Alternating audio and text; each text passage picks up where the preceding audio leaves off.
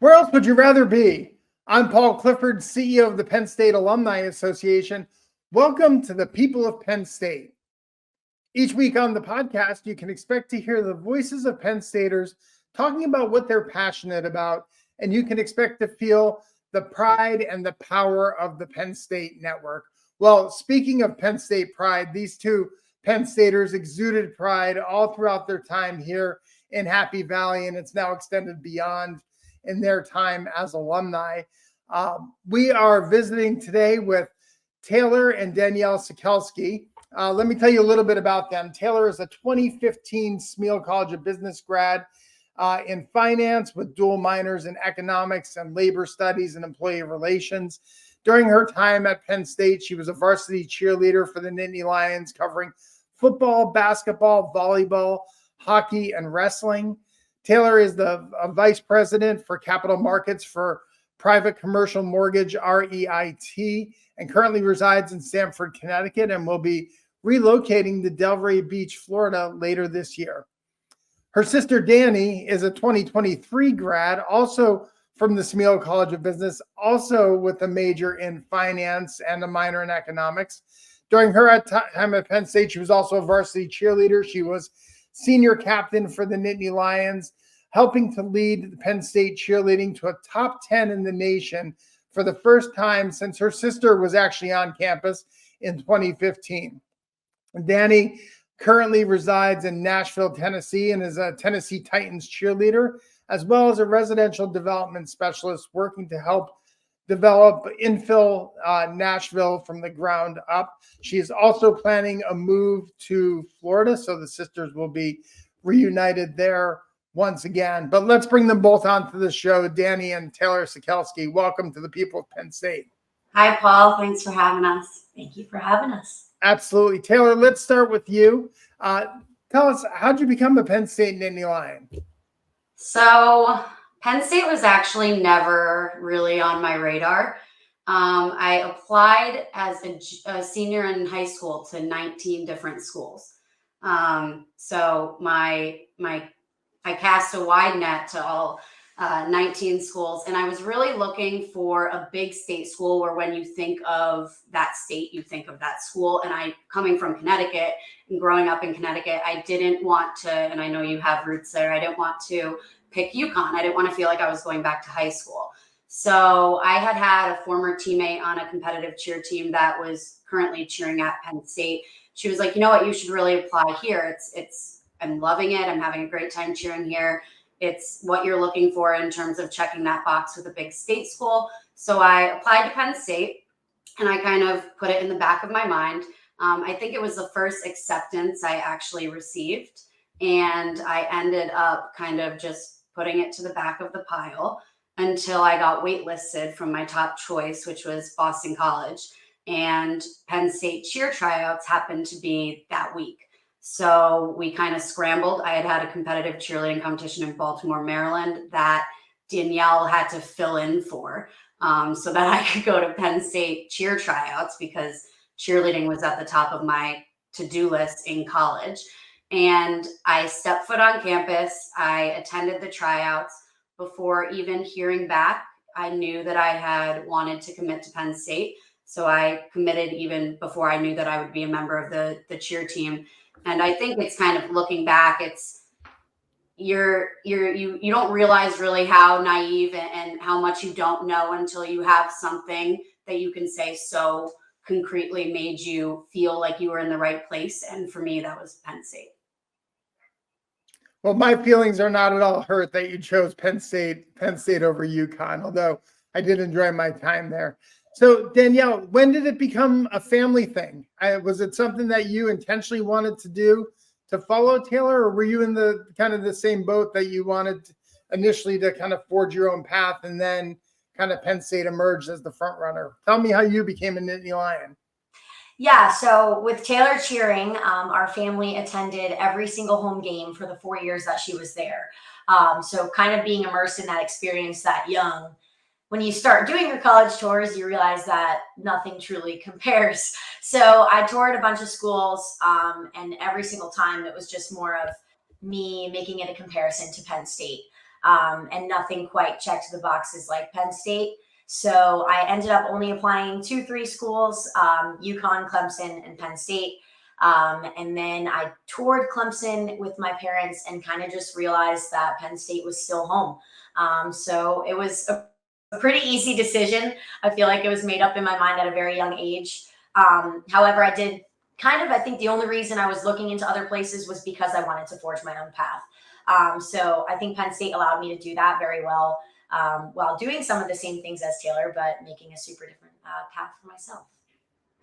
Yeah, I think that's one of the great things about Penn State is that, even though 2 people from the same family decide to go there, they can still have their own kind of individualized Penn State experience. We're big enough, right, that we can be different things to different people who are coming to school here. So we're going to talk a lot about cheerleading coming up, but I know that you all were involved in some other things here at Penn State.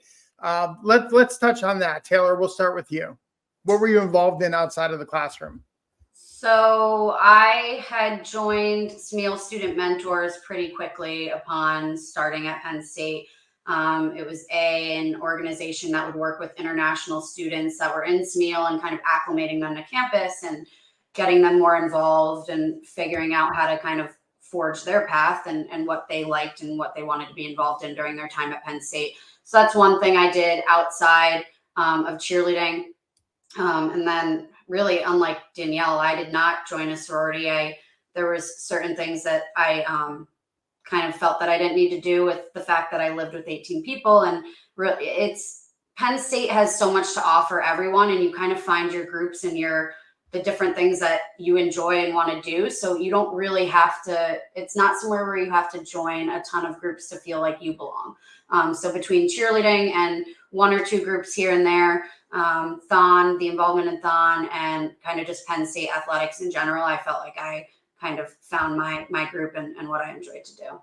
Tell us a little bit more about the 18-person cheer house that you were one of the founders of. It's you didn't have to join a sorority, you just created your own, it sounds like. Kind of, yes. So I also go by Sergeant Sekelsky because I started the 18-girl cheer house that still exists today, which is great to see because you kind of see current Penn State cheerleaders becoming best friends and extending their friendships beyond college, which is just like really special to see.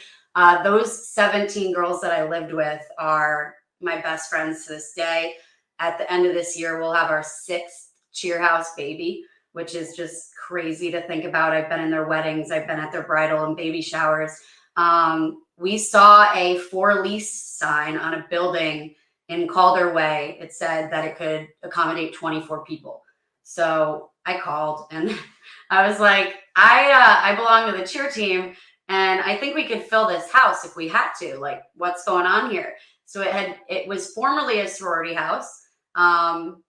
It was constructed by Dave Rochat, so shout out to him for giving us all of our best friends. And we signed the lease and we filled it with 18 people each year. And it was probably the scariest but best thing I ever did in college. I went from living by myself my sophomore year to with 17 other people for my last 2 years. But it gave me my best friends, and it's definitely my most favorite thing that I accomplished at Penn State because of what it's given me in my time after. That's amazing. So Danielle, I'm going to assume that you lived there when you came to Penn State, right? I did not actually. Oh, wow. Yeah, so I ended up doing my first year on campus, and then I spent my last 3 years in the same apartment in what started out as the Here and is now the Maxon. So I did not move from that apartment my 3 years. I loved it. I lived with my best friends, and it was great. She did sign a lease at the cheer house. I will give her credit for that. And when she decided she couldn't do it. Oh, that is funny. Danielle, touch on some of the things you were active with outside of cheerleading in the classroom. Oh gosh, yes, there were so many. So my freshman year, I actually stayed active on a cheerleading team outside of Penn State as well as Penn State's. So I was commuting back and forth about 4 hours a couple times a week from campus to be on that team for a few months. So freshman year, it was kind of pretty cheer based for me. Going into sophomore year, I joined a THON committee, OPP, was a sustainability ambassador with them. So got to do some of the really cool initiatives that help make THON green. And junior and senior year, I was the finance chair for Penn State Cheer for THON. I joined Alpha Phi my freshman year, and I was the community service ambassador for them. So kind of hopped around a lot. Also served as a bartender at Lion's Den in town. So I liked to keep my schedule very busy. I would say I was very, very different than Taylor in that way. She was just as busy, but I just liked a nice full schedule with a lot of different things to do and a lot of different people to be with. But I would say definitely cheer heavy. That was the most important, other than academics, to me in my 4 years there. But that's a little bit of what I did. And not only were you both kind of highly accomplished on the Spirit Squad and active on campus, but you did so while also kind of killing it in the classroom. You were both Smeal College of Business finance majors. Talk a little bit about, Danielle, start with you, kind of what drew you towards that major, and it's interesting that you both picked similar paths. Yeah, I feel like we're both just very analytical people. We need something that pushes us and challenges us. And Taylor had kind of immersed me in the business world as soon as she graduated college. So it was pretty much a no-brainer. And I just figured Smeal College of Business is top tier, and finance can kind of take you really anywhere. So that was the goal in picking that major for me. Yeah. How about you, Taylor? Yeah, I would say similar. It's hard to say when you're 18, 19, 20 years old exactly what you want to do. And I just felt like it was the one major that didn't silo you to one specific industry. You could have a background in finance and kind of go do whatever you choose to do after college in the business world, or even outside of the business world if you wanted to. So it was the not knowing exactly what I wanted to do and having that background upon graduation, as well as, I'm not going to lie, I did kind of look at the starting salary of some careers in finance and said, that's what I want to, and that's what I think I want to do. That's great. Well, that's not a bad thing to look at when you're making a career decision. This is the People of Penn State. I'm Paul Clifford. I'm joined today by Taylor and Danielle Sekelsky, Penn State Spirit sisters who are making an impact now as alumni. Taylor, you had the opportunity to, well, you both did, right? But some of the games that you were able to cheer in were iconic, right? Joe Paterno's final game, Bill O'Brien's first and last game, and then Coach James Franklin's first game. I also remember, I think during that time period, the Michigan game, the 4 overtime thriller whiteout during that time period.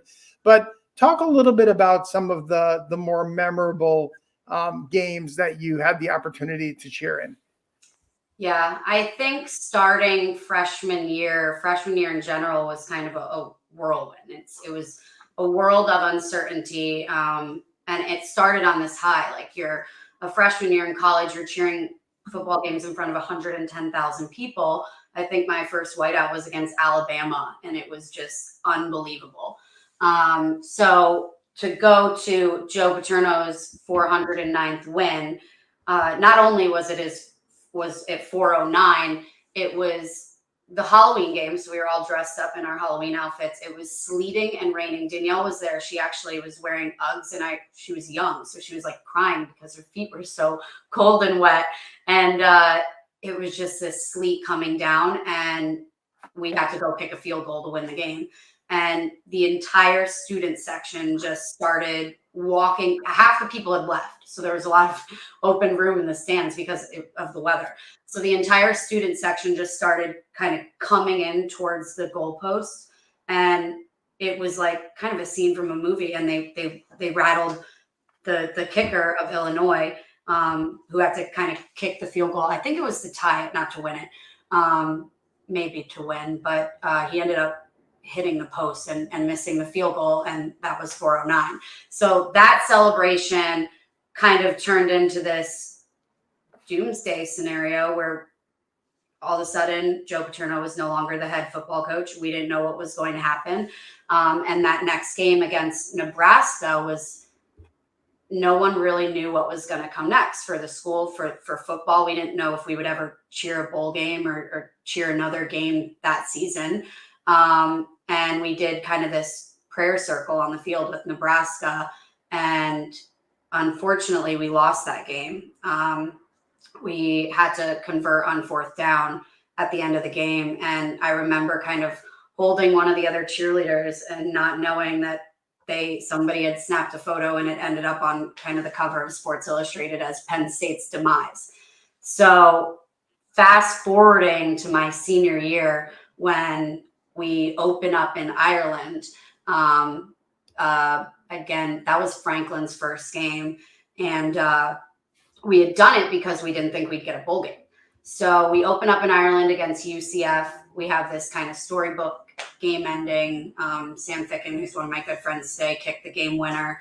And it was like this full circle moment of like, this isn't somewhere we ever thought we would be as a university looking back 4 years ago.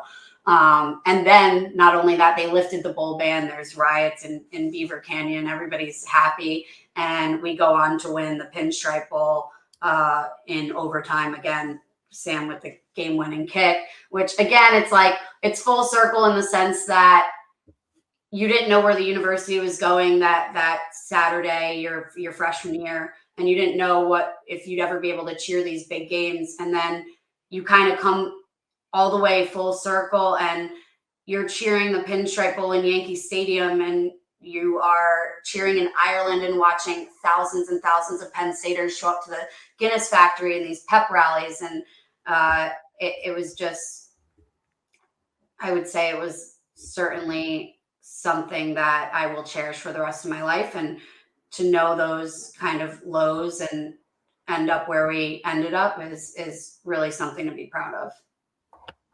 Absolutely. And Danny, how about for you, some of your favorite games, favorite memories as a Penn State cheerleader? Yeah, so for games, I would definitely say my first whiteout on the field. And then I would also say homecoming my freshman year, because what we do for Penn State cheer alum is a certain amount of the alumni will be able to go on the field before the game. So for my first homecoming, I actually got to run the length of the field holding Taylor's hand, which was really awesome. Freshman year, I got to travel to Michigan State with our entire band. That was amazing, and we played a heck of a game. Probably my top 3 games, though, would be the Cotton Bowl in 2019, my senior year, the Rose Bowl, which was the last Pac-12 Big Ten Rose Bowl that we probably will ever experience. And I got to travel to Auburn my senior year, and that game was amazing, just breathtaking, honestly. That's awesome. How about that pep rally at the Rose Bowl? Oh, it was incredible.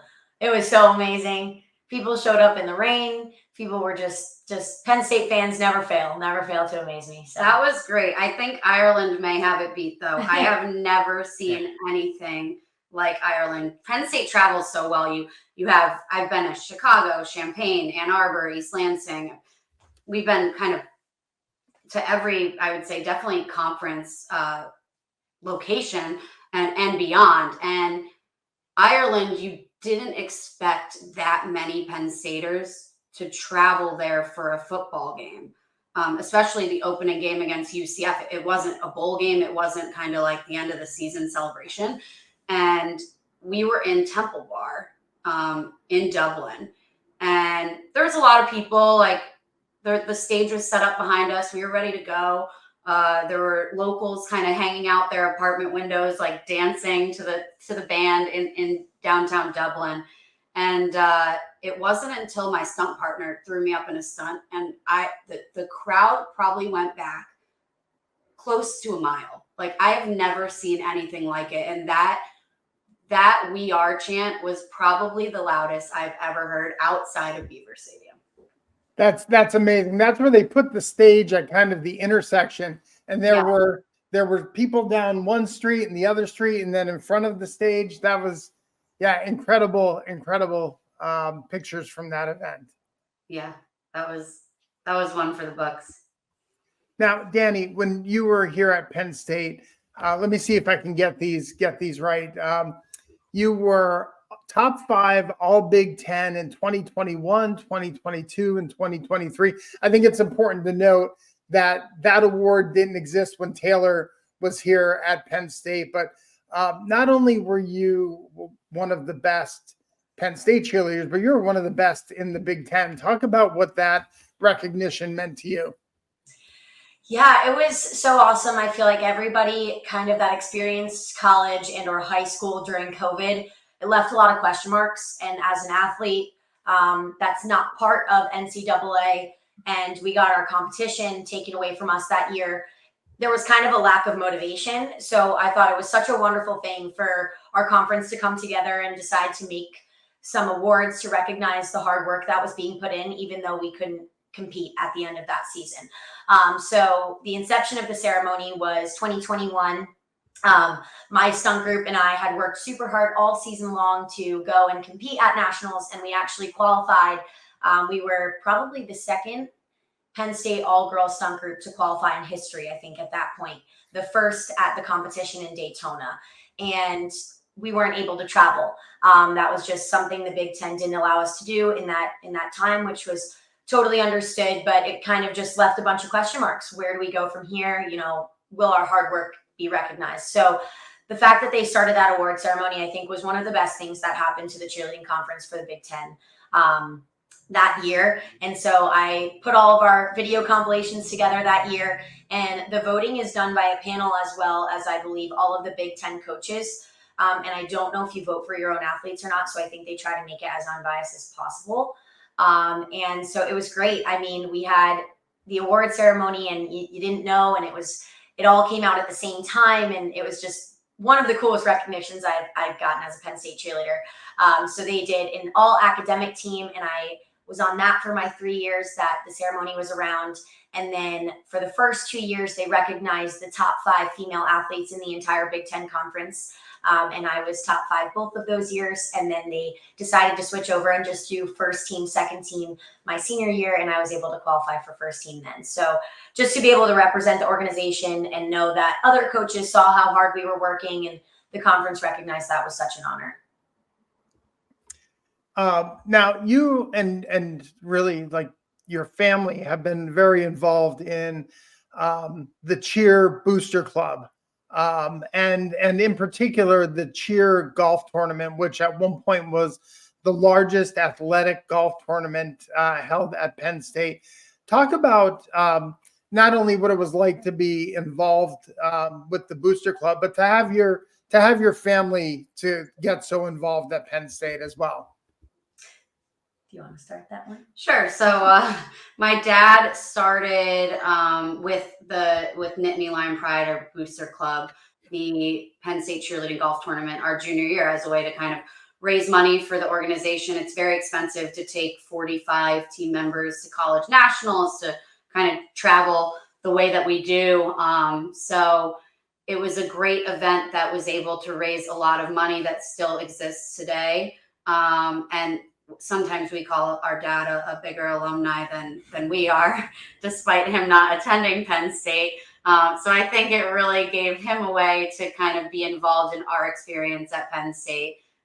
We love attending the golf tournament every year.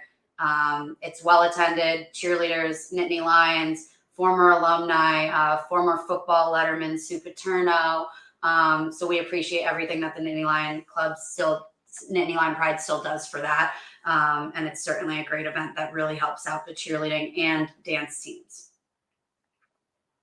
Yeah, I want to say my wife and I are proud members of Nittany Lion Pride. We joined last year when our daughter Abigail got involved with the Spirit Squads as a mic person, and so we're very proud to support that organization. Some great pictures we're showing here on the screen of your time, not only being able to be on the field as cheerleaders together, but also with THON. Let's talk about that experience. So Danny, I'm going to start with you.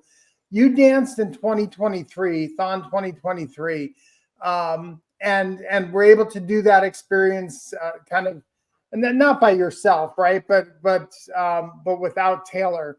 Talk about your experience dancing, and then why you decided to do it again for the second time with your sister. Yeah. So I had my fair share of involvement in THON, and we had a bunch of chairs representing Penn State cheer. And one of the chairs looked at me and was like, you know what? We've worked so hard. Like our THON family, we've been in such good contact with them. We need to dance. We need to figure this out. And this was pretty close to THON, honestly. I was kind of like, okay, we should have figured this out maybe a couple months ago, but let's do it, like all in. So we went and signed up to be an independent dance couple. It was me and Angelina Alves. So she was somebody that did her 4 years of Penn State cheer alongside me. It was just a wonderful experience. And we committed to that and never looked back. We held car washes, pie in the face, everything that you could imagine under the sun on campus. And it was just such an honor. We got to go to Hershey, and we hung out with our THON family all the time. So just to get a tour of the facility and kind of see what a day in the life looks like for them was a wonderful thing. And to see the doctors that are truly making the difference there. So we committed to dancing. We got chosen in the lottery system to IDC. And honestly, I would say THON 23 was super smooth. It got a little rough probably at about hour 40, but I feel like that experience just almost made me want to do it again. It was so good. It was just great. The people were great. I hung out with all the THON kids on the floor. Lena and I both were a part of the THON pep rally. So actually that year there were 4 cheer dancers representing the org and 3 IDCs. So there were 10 cheerleaders on the floor for THON in 2023. And all 10 of us actually got up, put our uniforms on, and performed at the pep rally. And actually one of the dancers was the current Lion. So he went back and forth from the suit to dancing.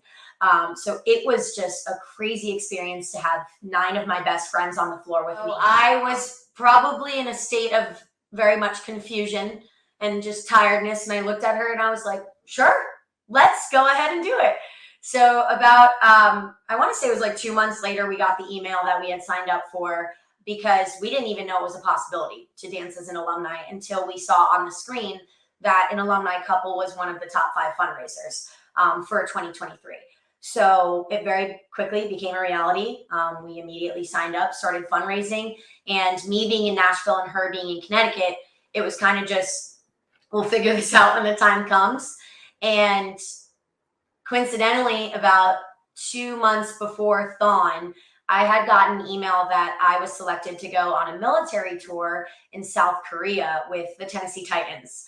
So I went on a tour for, I believe it was 5 days total, including the travel, and I had gotten back 3 days before having to dance in THON. So I then flew from Nashville after getting back from South Korea straight to Penn State and rested for about a day and a half before we put on our shoes and walked to Haluba, and we're ready to stand for 46 hours. So it was probably one of the craziest but rewarding experiences I've ever chosen to do, and to do it alongside Taylor was just the best thing ever. Our family was there all weekend long. Our friends were supporting us. It was phenomenal. We got to see all the cheerleaders. It was just great. Coming from somebody who had danced the year prior, I think my expectations were just to basically not expect anything to be the same. My DRCMs emphasize, if you compare it to last year, kind of that's when issues arise. I know most people don't dance consecutively if they do dance 2 times. So it's just key to not expect everything to be the same and to not get thrown off if things are a little bit different. So our experience was very different from the year I previously did it, because I wasn't doing the pep rally. I didn't have 10 cheerleaders alongside of me. And all of my friends were graduated. So I had a bunch of friends that were in their senior class that just graduated in 2024 that visited us a lot throughout the weekend. But my core group was no longer there. So just to have our family there and to be alongside Taylor was the push to allow us to get through that 46 hours and to be able to fundraise the way we did and give back to the kids, to Hershey, for everything they do for the kids and everything the kids and their families go through, and to be that top fundraising IDC. I think the kind of similar to that theme of, we went to Penn State and did a lot of the same things, but the journey was very different. The 46 hours of 2023 versus 2024 were entirely different, and just two very, very honorable experiences. Well, let me give a shout out to Rich Bundy and Hannah Kirby. That was the 2023 couple that you're referencing, the alumni couple who was one of the top fundraisers. Rich was on the staff and was my boss here at Penn State when he did that. Taylor, what was the experience like for you? I mean, you all raised a phenomenal amount of money just to get the opportunity to dance and be one of those alumni couples. Over $50,000. Talk about THON 2024 from your perspective. Yeah, so I would say, again, it started with Danielle's senior year. I was always involved in THON as a student, be it as an athlete, the athlete hour, Make-A-Wish hour, kind of all the things we would do with the kids around THON weekend. However, I felt that there were always teammates on cheer that kind of deserved to dance more than me because of their kind of greater involvement in THON. So I was okay with that. And I was okay with not dancing and my THON experience as a student until I supported Danielle on her senior year. And when she sat down at the end of hour 46, I said to myself, wow, I really should have done this. This is the most incredible thing I've ever been a part of to do with Penn State, and potentially is the most incredible thing to be a part of in your lifetime.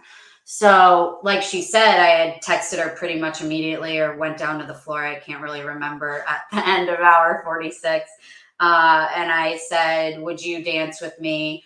There's this thing called DMAG, Dance Marathon Alumni Interest Group, that if you're the top 3 alumni couple in terms of fundraising, you dance. And she said, absolutely. I don't even think you hesitated. Maybe you were a little tired at that point, but she said, absolutely. So it was pretty much immediately that we started kind of hitting up.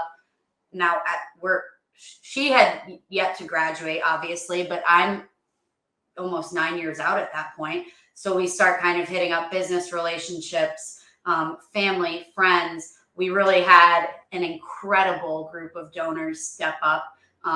Some of our top donors were more than 20% of our total, which is just absolutely incredible. And we're so grateful for that. And we were selected to dance, I think, on my 31st birthday. We were told that we were going to dance. And it was certainly nerve-wracking. I didn't know what to expect, which, like she mentioned, I think is almost for the better, not knowing what to expect and just remembering that you're part of something so much greater, and remembering why you're doing it. And when you get tired or when it gets hard, because nobody really talks about how hard it is. It's hard. You get tired. You kind of get delirious. You feel like you're not going to make it another hour at hour 24. And then you have to kind of ground yourself and remember, okay, why are we doing this? It's for the kids. It's an incredible cause. And there's so much that's harder than this. And this is an opportunity to do something great. So anytime it got a little tough, you kind of ground yourself. And when you sit at the end of hour 46, and then they reveal that total, you realize how easy it was. And being a part of what this university is able to do for the kids and for Four Diamonds and Hershey is probably undoubtedly my most cherished Penn State memory. So let's shift a little bit to what you're doing now as alumni. Taylor, stay with you. Vice President of Capital Markets for Private Commercial Mortgage Real Estate Investment Trust. Talk a little bit about what your day-to-day looks like. So I'm in the office. We have an office headquartered in Greenwich, Connecticut. We have offices throughout the country as well. So I'm pretty much in the office every day. I deal with a large number of third-party clients and banks that support our businesses. Actually, one of my biggest relationships is a Penn State alum. So we usually find a lot to converse about on the topic of Penn State. He actually sent me the Bloomberg post of the planned stadium renovation the other day when it hit. So I have a lot of great clients and a lot of connections to Penn State, even in my current field. I don't really do too much traveling. That being said, I will be relocating to our West Palm Beach office in October. So I'm very excited about that. I work for a company that kind of allows me to do what I do from any of our offices. And we have a large national presence and a lot of touch points with a lot of Penn State alum, which is it's a nice connection to make in the professional world. You kind of learn as you get older. A lot of what you do is about who you know, and having the connection to Penn State in my professional career has awarded me a lot of relationships that have helped me kind of progress in my career. So Danielle, how does one become an NFL cheerleader? Take us through that journey from Penn State to being a Tennessee Titans cheerleader. Yeah, so it's a very different process. I think a common misconception is that you try out for the NFL as a whole, but you actually pick what organization you are going to try out with, and every tryout process looks entirely different. So speaking just for Titans, you apply virtually, and then the entire first round is virtual.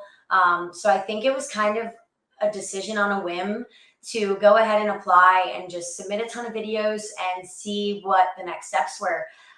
So getting past through that virtual round, there is a week of tryouts that take place in Nashville at the stadium. You start by kind of just getting acclimated with your possible team members and everybody that are finalists. And you practice for the week.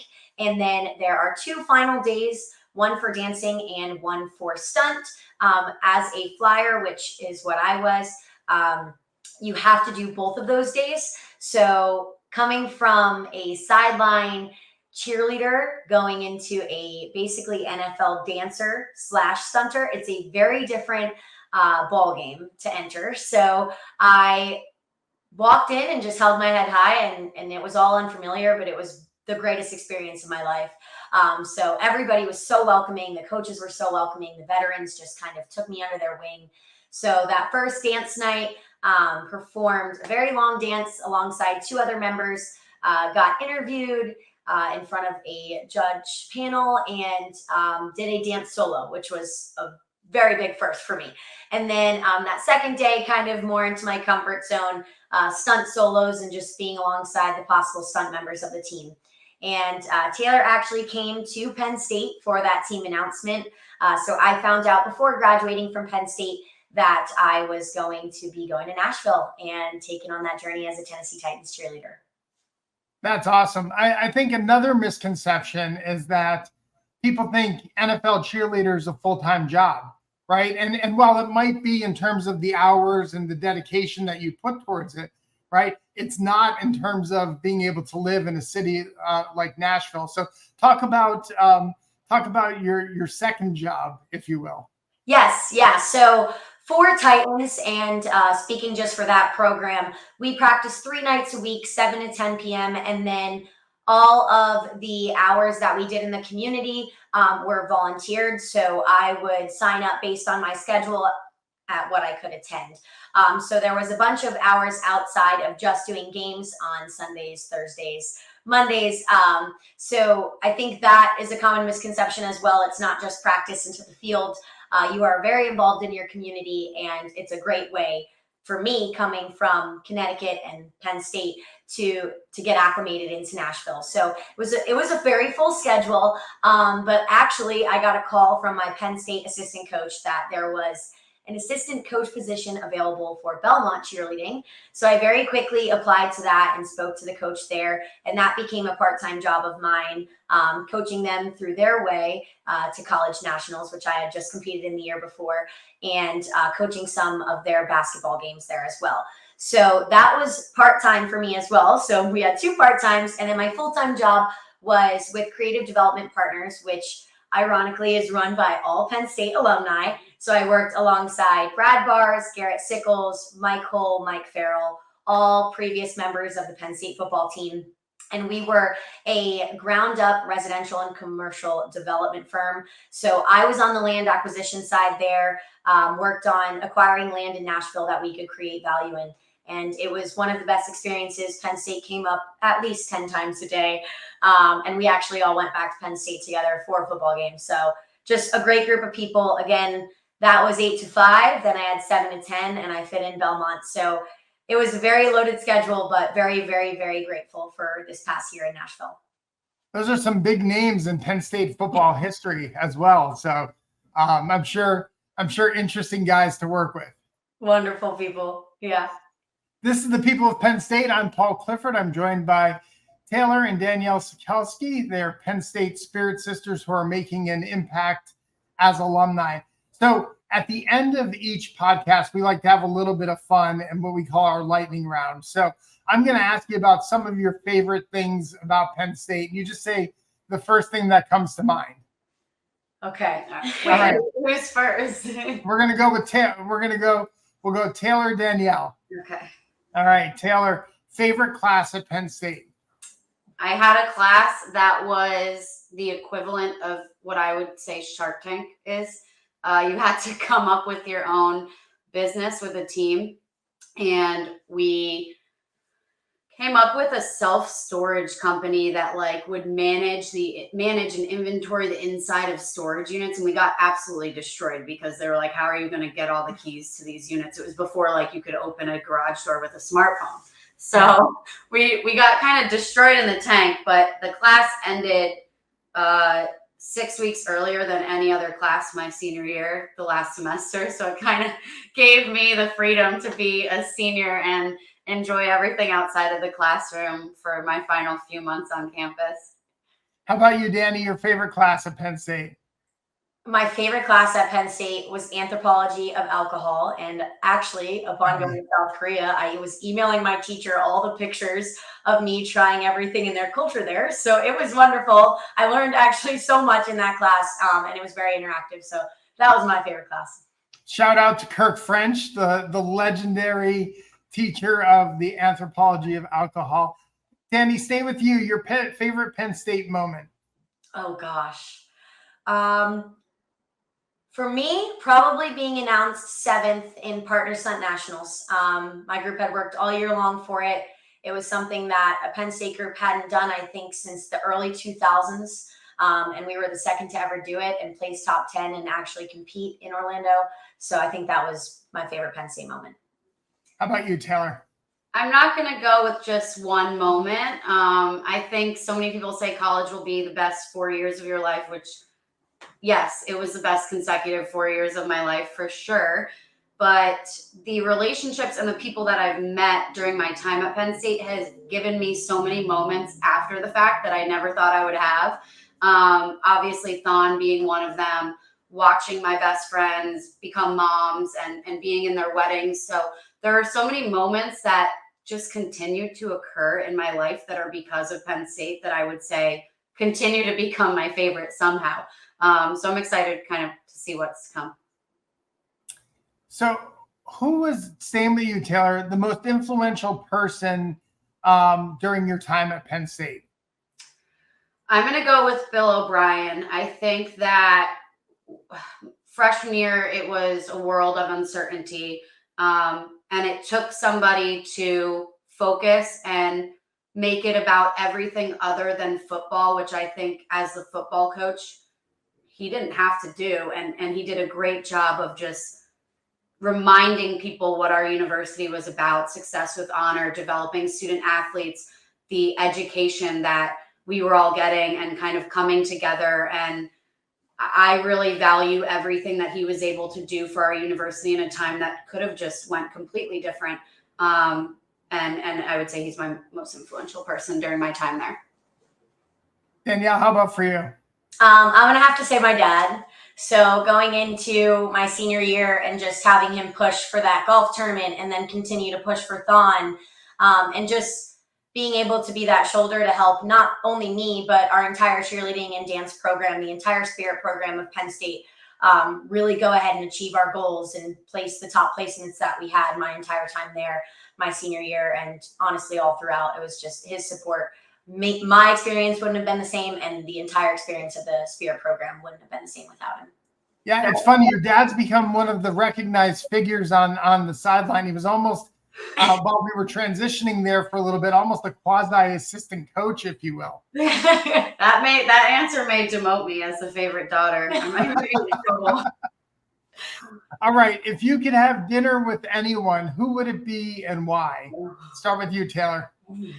Okay, I couldn't think of an answer to this, so I will start by saying this is not a sponsored ad, but I am a 31-year-old eligible bachelorette, so any courteous gentleman that would like to take me to dinner, I will go to dinner with you. All right, there we go. That was your opportunity, though, to make up with and just say my dad. That was your opportunity to get back on top there, but I know other priorities take precedence. Danny, how about for you? I am going to go be a cheesy Penn State alumni and say Joe Paterno. He wasn't there during my time, and I never got the experience to meet him like Taylor did, so that would definitely be the one. How about your most unusual We Are moment, Danielle? A place where you saw another Penn Stater and yelled "We Are," or someone recognized you and yelled "We Are," where it kind of caught you off guard? Honestly, I can't think of the most unusual one because I expect it every single place I go. Being in Nashville, there were so many people that recognized me and vice versa. Everywhere I've ever gone, whether it's a flight, in South Korea, actually, let's do that one. I was walking the streets of South Korea after dinner with my tour guide and the other cheerleaders that were with me, and there was a Penn State sweatshirt hanging in a store. And I took a picture with it, and I said, there is no way in South Korea that there is a Penn State sweatshirt hanging in a storefront. And lo and behold, there was across the globe. So honestly, everywhere I go, it follows me, and I'm proud for it too. So that's great. How about you, Taylor? Yeah, I'm going to say I don't have an unusual one because it kind of, like she said, happens everywhere. The one that when I was before I was a freshman touring on campus, I thought it was so weird. Like people would just hang out of their cars during the tours for the incoming and prospective students and yell "We Are." And I was like, this is so weird. You yell back Penn State. But you quickly realize it's not weird. And it happens in airports. It happens in different countries, different cities, states, and from people that you would never expect to meet. I was waiting for a train in West Palm Beach and I had my cheer backpack on and somebody was like, "We are." And then we get to talking and they were from Connecticut. She went to Penn State. They moved to Delray Beach. So it's just like a network that I don't want to say follows you because it's already everywhere. But not unusual at this point for sure. I think it's more of an expectation. Absolutely. Taylor, your favorite Penn State sport? I'm going to go football with hockey as a close second because I cheered the first game in Pagula, and that was the Roar Zone is quite the fan base. How about for you, Danny? I'm going to 100% say football without a question. I think we grew up in a football household, so I think that was one of the biggest decisions in picking Penn State and loving it as much as we do. All right. And final question, Danny, your favorite flavor of creamery ice cream? Oh, I don't know what it's called. What is it? Give me a hint. It has chocolate. It's vanilla with chocolate chips and like raspberry. Oh, it's the Alumni Swirl. Yes, the Alumni Swirl is my favorite flavor at the creamery. That's awesome. How about you, Taylor? Mine is Peachy Paterno. Excellent. Excellent. Well, hey, we want to thank you both for joining us on the People of Penn State. It's when alumni like you allow us to share your story that swells thy fame of your old state. And for that, we're truly grateful. So thanks for joining us. Thank you so much, Paul. And thanks to our producer, Vincent Longaro, our guest relations coordinator, Abby Clark. If you like this episode, I hope that you'll subscribe to the People of Penn State podcast in your favorite podcast app of choice. And while you're there, go ahead, give us a rating, write a review. It helps other Penn Staters find these great stories. If you're a member of the Penn State Alumni Association, thank you for your support. And if you're not yet a member, what are you waiting for? Go to our website at alumni.psu.edu, and you too can become a member of the world's largest alumni association. Thank you for all you do for the university, for the glory, and for the future. We are Penn State.